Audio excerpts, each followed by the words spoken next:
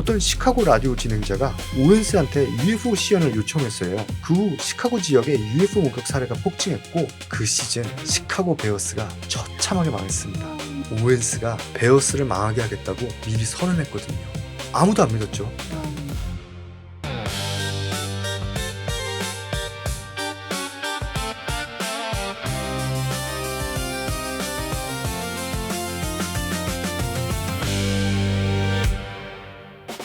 안녕하세요. 수면동화입니다.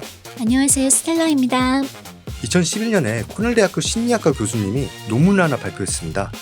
근데 이게 학계를 완전히 발칵 뒤집어놨어요. 어떤 내용인데요? 다릴 뱀이라는 교수님이 쓴 논문인데요. 일단 우리가 공부할 때를 생각해 볼게요. 시험 전날 밤새 공부하잖아요. 그러면 그 내용이 시험날 더 잘 기억나죠? 당연한 거예요. 공부를 열심히 했으니까. 근데 뱀 교수님이 이런 실험을 해요. 참가자들한테 단어 목록을 보여줘요. 그리고 바로 기억력 테스트를 합니다. 공부할 시간 없이. 네? 네, 한번 쓱 보여주고 바로 테스트하는 거예요. 그 다음에 테스트가 끝나고 나서 그제야 단어 외울 시간을 줘요. 테스트가 끝난 다음에요? 네, 시험 본 다음에 공부할 시간을 주는 거죠. 그렇게 단어 외울 시간을 주고 또 시험을 봅니다. 근데 결과를 보면요. 첫 번째, 쓱 보고 시험 본 게 점수가 더 좋아요. 어떻게 그렇게 되죠? 처음 시험 볼 땐 잠깐 본 거잖아요. 네, 그게 포인트입니다. 미래에 외울 단어들을 과거의 자신이 이미 기억하고 있었던 거다. 이런 주장이에요. 그러니까 시간이 거꾸로 작동한 거죠. 그게 말이 돼요? 말이 안 되죠. 근데 이게 한 번이 아니래요. 통계적으로 유의미하게 반복해서 나왔다고 합니다. 또 이 논문을 발표한 사람이 동네 아무개도 아니고 코넬대 심리학과 교수예요. 사회심리학 교과서에 이름이 올라와 있는 정통 주류 학자란 말이죠. 그런 사람이 이런 실험을 해서 논문을 냈고 이 논문이 심리학 최상위 저널에 실렸어요. 저널 오브 퍼스널리티 앤 소셜 사이콜로지. 참고로 이 저널은 투고된 논문의 82%를 거절한다고 해요. 그러니까 다들 머리가 홀랑 벗겨지는 거죠. 물론 재현이 안 된다는 반박도 있습니다. 같은 저널에서 다른 팀이 복제 실험을 돌렸는데 효과가 안 나왔대요. 학계는 아직도 이거 가지고 싸우는 중입니다. 그리고 생각해보면 이 실험 결과는 심리학의 영역이 아니에요. 초심리학에 가깝죠. 네. 참고로 초심리학은 텔레파시나 투시, 예지 같은 현상들을 과학적으로 연구하는 분야입니다. 그러니까 한마디로 초능력을 연구하는 분야인 거죠. 어떻습니까? 진짜 멋있죠? 전 세계에 이걸 연구하시는 분이 100명 정도밖에 안 된대요. 아무튼 오늘 이야기할 분은 딘라딘 박사님이세요. 이름 참 특이하시죠? 네, 알라딘 요술램프가 생각나네요. 네, 이쪽에 특이한 이름을 가지신 분들이 많은 것 같습니다. 저번 시간에 잠깐 이야기한 난도르 포도르 박사님도 있죠. 아무튼 딘라딘 박사님은 노에틱 사이언스 연구소의 수석 과학자세요. 참고로 노에틱 사이언스 연구소는 우주비행사 에드가 미첼 박사님이 우주 다녀오시고 만든 연구소입니다. 돌아오시자마자 바로 만드셨대요. 아무튼 박사님은 전기공학과 심리학을 전공했고 미국 정부의 기밀 원격 투시 프로젝트 스타게이트에도 참여했던 분이십니다. 와, 스타게이트 프로젝트에도 계셨었네요. 네, 진짜 짱이죠. 오리지널 갱스터세요. 와, 모르시는 분들을 위해 잠깐 이야기하자면 스타게이트 프로젝트는 냉전 시대에 미국이 소련에 대항해서 심령 능력을 군사적으로 연구한 프로젝트예요. 실제로 있었습니다. 나중에 또 이야기할게요. 아무튼 딘라딘 박사님은 이런 질문을 하십니다. 마법이란 무엇인가? 해리포터와 마법사의 돌 얘기가 아닙니다. 후디니 마술쇼도 아니에요. 진짜 마법을 이야기하시는 거예요. 딘라딘 박사님은 진짜 마법을 3가지로 정의하세요. 첫 번째는 의지의 힘, 정신이 물리세계에 영향을 주는 것. 두 번째는 투시, 멀리 있는 사건이나 미래를 지각하는 것. 세 번째는 심령술입니다. 죽은 자들과 소통하는 거죠. 서양에서는 영매라하고 우리는 보통 무당이라고 하죠. 아무튼 딘라딘 박사님은 이렇게 말씀하세요. 우리가 마법이라고 부르는 것들을 과학이 제대로 들여다본 적이 없었을 뿐이라고. 과학은 지금까지 바깥 세계만 측정해왔는데 의식이라는 안쪽을 들여다보면 완전히 다른 세계가 열린다는 거예요. 그리고 딘라딘 박사님이 재밌는 사례를 2개를 듭니다. 첫 번째는 A.J. 에이어의 사례예요. 20세기 가장 유명한 논리실증주의 철학자인데 한마디로 측정 안 되면 존재 안 한다는 입장의 대표 주자예요. 4, 5세기 같은 건 말도 안 된다고 평생 주장했던 분이시죠. 꽉 막힌 분이시네요. 네, 거의 변비 수준이죠. 아무튼 이분이 심장마비로 잠깐 죽었다가 살아났어요.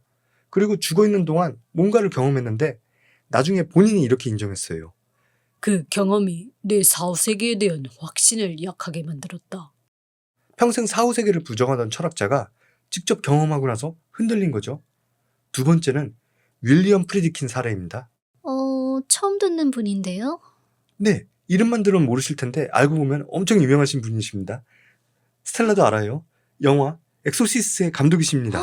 우와. 이분도 원래 완전한 회의주의자였대요. 근데 실제로 가톨릭 구마의식을 직접 목격한 후에 설명할 수 없는 현상을 봤다고 해요. 그 이후로 더 이상 단순하게 회의적으로 볼 수가 없게 됐다고 인터뷰에서 밝혔어요. 와. 엑소시스트 감독이 직접 봤다고요? 네.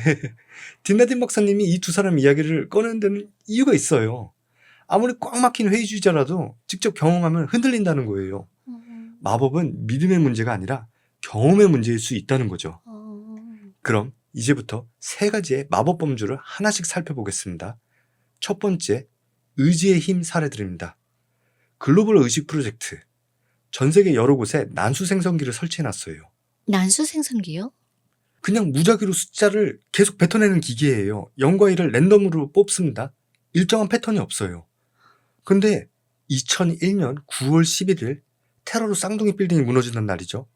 전 세계 사람들이 동시에 같은 장면을 보고 같은 감정을 느끼던 그 순간에 전 세계 난수 생성기들이 통계적으로 유의미한 변화를 보였습니다. 숫자가 한쪽으로 쏠린다든지 일정 패턴을 보인다든지 그랬다는 거예요. 기계가요? 네, 기계가요. 9.11 사건만이 아니에요. 다이애나 왕세자비 장례식 때도 대규모 집단 명상 행사 때도 같은 패턴이 나왔어요.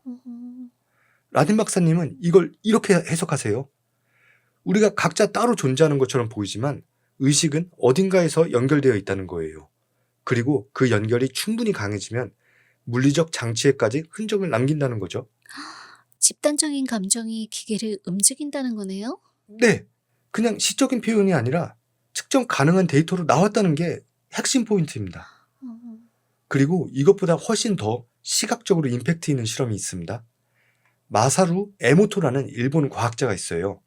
물에 긍정적인 말을 하거나 좋은 음악을 들려주면 얼음 결정이 아름다운 육각형으로 얼고 부정적인 말을 하면 결정이 흐트러진다는 거예요. 물한테 말을 걸면요? 네. 근데 이게 원래는 방법론이 좀 엉성해서 유사과학 취급을 받았었거든요. 근데 딘라딘 박사님이 여기서 직접 개입해요. 박사님이 에모토 박사님과 함께 이걸 제대로 된 블라인드 실험으로 다시 설계했습니다. 도쿄에 있는 약 2,000명의 사람들이 캘리포니아의 전자기 차폐 공간 안에 있는 물병에 집중적으로 긍정적인 의도를 보냈어요. 참가자들은 어느 게 실험군 물인지 몰랐어요. 나중에 두 그룹에 물을 얼려서 결정을 만들었어요.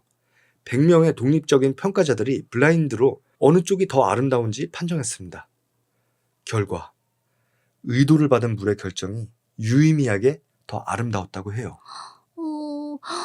2,000명의 의도가 물 분자 구조를 바꿨다는 이야기네요? 네, 정말 아름다운 이야기죠.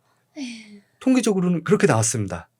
그리고 더 작은 스케일의 실험도 있어요. 초콜릿 축복 실험인데 초콜릿이요? 예, 참가자들한테 초콜릿을 줘요. 똑같은 초콜릿이에요.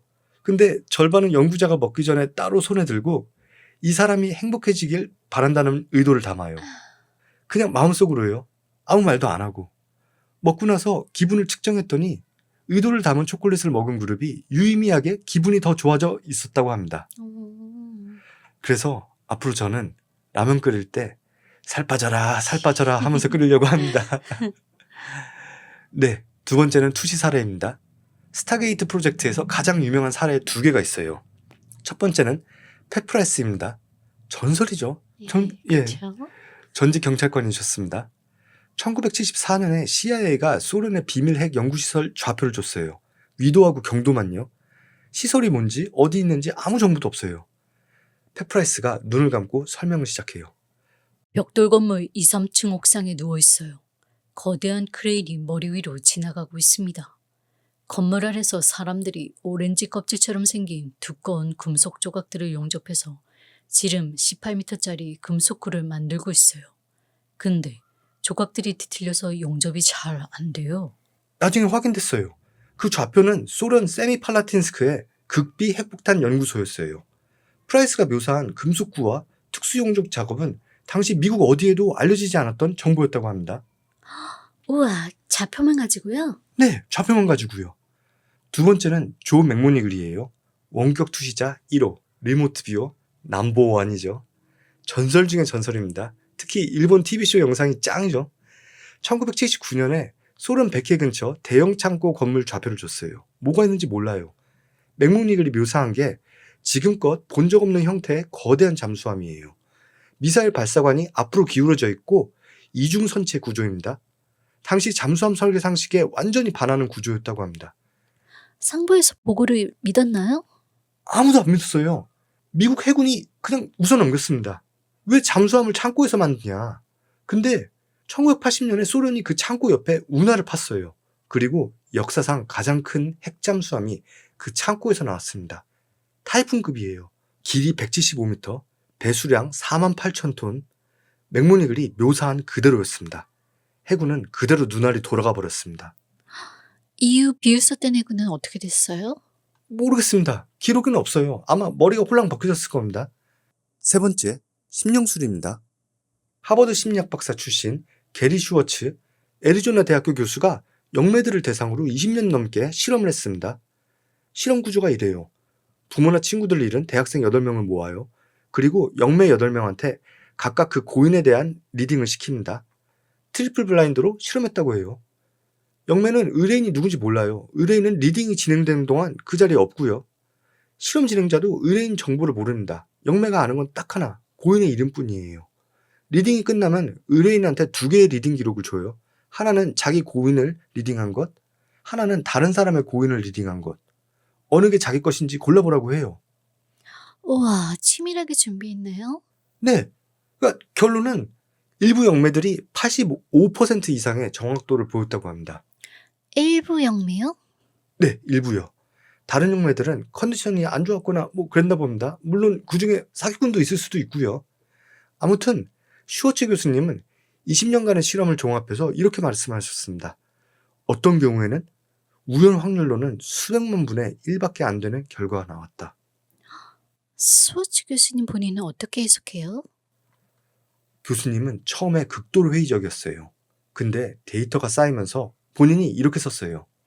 나는 더 이상 데이터를 무시하고 그 말들을 외면할 수가 없다. 물론 방법론에 대한 비판도 있습니다. 딘라딘 박사님도 결론을 내리진 않아요. 다만 데이터가 설명이 안 된다는 거예요. 참고로 최근에 영매들을 대상으로 뇌파 측정했더니 아주 신기한 결과가 나왔죠. 정말 이상합니다. 저희 채널에서 자세히 다뤘으니 꼭 보시고 좋아요 눌러주시면 감사하겠습니다. 댓글도 좀 남겨주세요. 자, 다음으로 넘어가겠습니다. 딘라딘 박사님은 이런 능력이 실험실에서만 측정되는 미약한 수치가 아니라 역사적으로 실제로 목격된 사람들이 있다는 거예요. 딘라딘 박사님은 이걸 멀린급 마법사라고 불러요. 아소왕 전설에 나오는 그 마법사 멀린입니다. 네.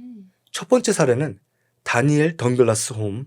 더글라스 아닙니다. 덩글라스예요. 예, 이름들 참 특이하시죠? 1833년 스코틀랜드 출생이고요. 19세기 가장 유명한 심령술사였다고 합니다. 1868년 런던에서 강령회를 열었는데 3층 창문 밖으로 공중부양해서 나갔다가 옆방 창문으로 다시 들어왔어요. 목격자가 3명입니다.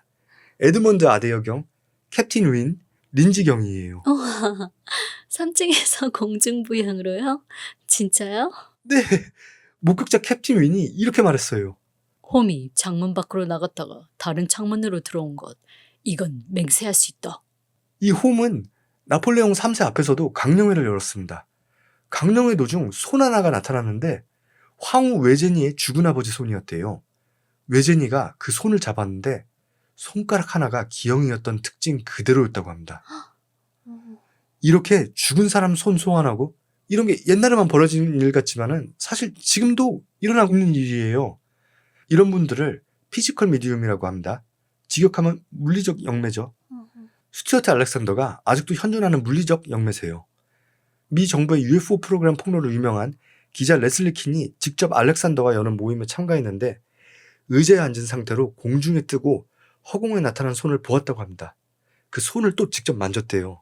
아주 부드러웠다고 합니다. 와, 네. 정말 미친 이야기처럼 들리죠. 아니 이게 도대체 말이나 되는 손이냐고요. 근데 그렇다고 합니다.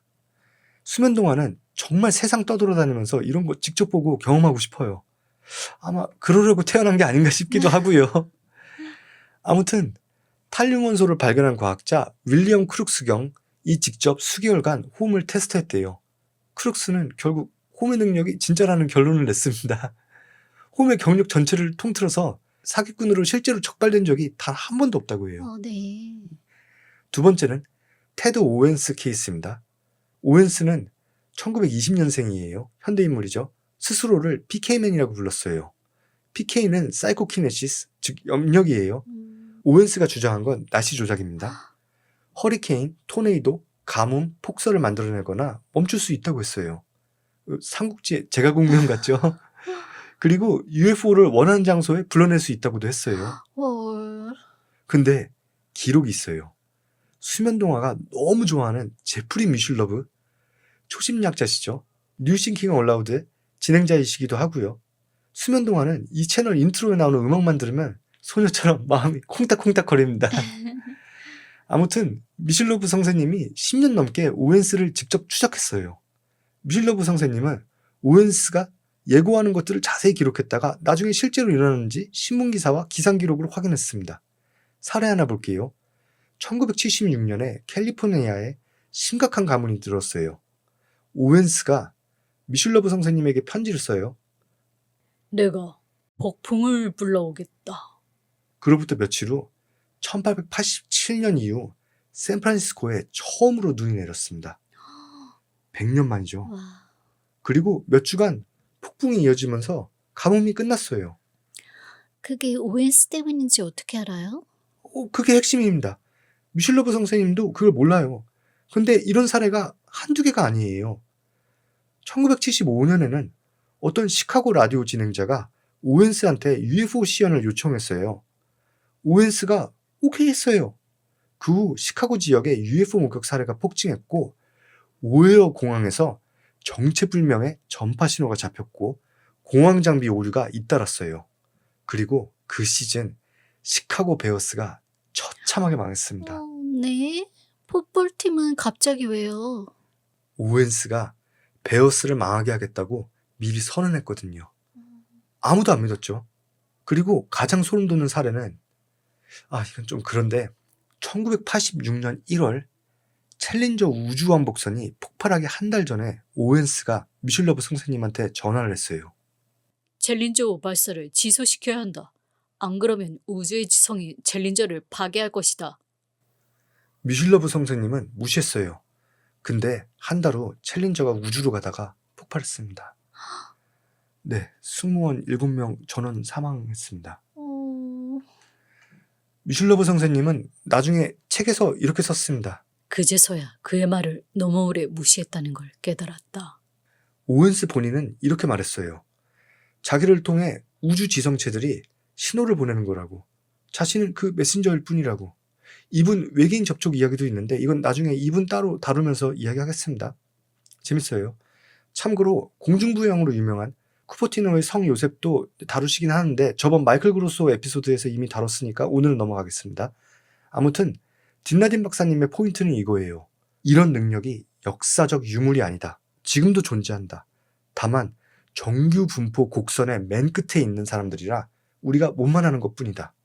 딘라딘 박사님은 마법의 본질이 결국 두 가지로 귀결된다고 해요. 주의와 의도.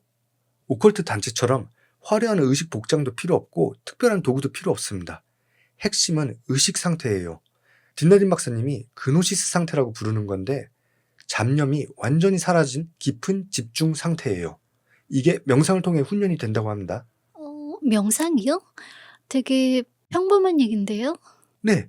근데 딘라딘 박사님이 말하는 명상은 그냥 스트레스 해소용 명상이 아니에요.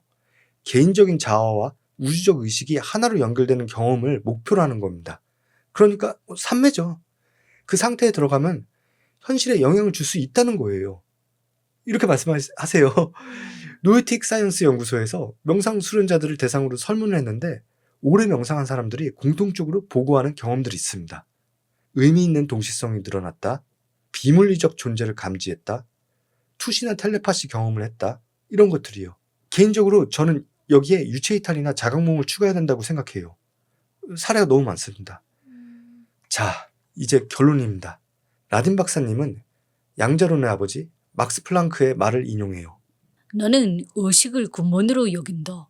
물질은 의식으로부터 파생된다. 노벨 물리학상 수상자가 한 말입니다. 그것도 양자역학을 만든 사람이. 그래서 딘라딘 박사님의 결론은 이거예요. 우리가 마법이라고 부르는 것들은 사실 의식의 근본적인 속성이고 과학이 아직 거기까지 따라오지 못한 것뿐이라고요. 아, 그리고 딘라딘 박사님이 재밌는 말을 하세요. 마법이 약한 게 사실 다행이라고요. 왜요? 만약 마법이 강력했으면 우리가 순간적인 충동으로 이미 뭔가를 완전히 망쳤을 수도 있다는 거죠. 서태지 시대유감 가사에도 나오잖아요. 모두가 은근히 바라고 있는 그런 날이 바로 오늘 올 것만 같다. 그날이란 게 세상의 끝이죠. 일단 세상 콱 망해버려라 뭐 이런 마음이요. 큰일 납니다. 아, 그리고 참고로 이건 꼭 이야기하고 넘어가야 되는데 얼마 전에 제프리 앱스타인 자료 공개됐었잖아요. 네. 그 안에 딘라딘 박사님도 계셨었습니다. 어, 이게 딘라딘 박사님이 섬에 초대받은 건 아니고 그냥 화상 채팅 40분 정도 한 게 다예요. 오해하시면 안 됩니다. 아무튼 앱스타인은 초심리학에 관심이 있었다고 해요. 초심리학 단체도 만들려 했다고 합니다. 그런데 그런 양반이 한편으로는 유명 과학자들에게 UFO가 없다는 논문을 써달라고 부탁하고 있었대요. 이게 참으로 알 수 없는 양반이죠. 뭔 생각으로 살았는지 알고 싶지도 않아요. 참 그렇습니다. 아무튼 오늘 이야기 정리해 볼게요. 다릴뱀 교수의 실험에서 시간에 대한 이상한 실험 결과가 나왔어요. 글로벌 의식 프로젝트에서 집단적인 감정이 물리적 장치에 영향을 줬어요. 팩프라이스와 조 맥모니글은 좌표만 갖고 소련의 비밀시설과 잠수함을 묘사했어요. 게리 슈워츠의 실험에서 일부 영매들이 높은 확률로 고인의 정보를 맞췄어요. 그리고 19세기 다니엘 더글라스 홈은 3층 창문 밖으로 공중부양했고 20세기 테드 오웬스는 챌린저 폭발을 한 달 전에 예고했어요. 이 모든 게 딘라딘 박사님이 말하는 하나의 결론을 가리킵니다. 의식이 물질보다 먼저라는 거예요. 그리고 우리는 그 의식이 어디까지 뻗어나갈 수 있는지 아직 제대로 탐구조차 안 했다는 겁니다. 아무튼 저는 이번 편을 준비하면서 마법이라는 단어보다 의식이라는 단어가 계속 머릿속에 남았습니다. 의식이 무엇인지는 아직 우리가 풀지 못한 숙제잖아요. 하지만 우리가 결국 의식이 무엇인지 알 수 있을 정도의 엄청난 수준에 이른다면 그동안 풀지 못한 많은 미스테리가 풀릴 거라 개인적으로 생각해요. 어쩌면 소수의 힘 있는 사람들이 감추는 건 UFO 기술이나 외계인의 정체가 아닐 수도 있어요. 우리가 누구이고 우리가 무엇이며 우리는 의식으로 무엇을 할 수 있는지를 감추려는 걸 수도 있습니다. 이건 절대 음모론 같은... 딸랑딸랑. 수민동아님 약 먹을 시간이에요. 네, 그럼 오늘은 이만 마치도록 하겠습니다. 그럼 다음 시간에 더 흥미로운 이야기로 찾아뵙겠습니다. 감사합니다. 감사합니다.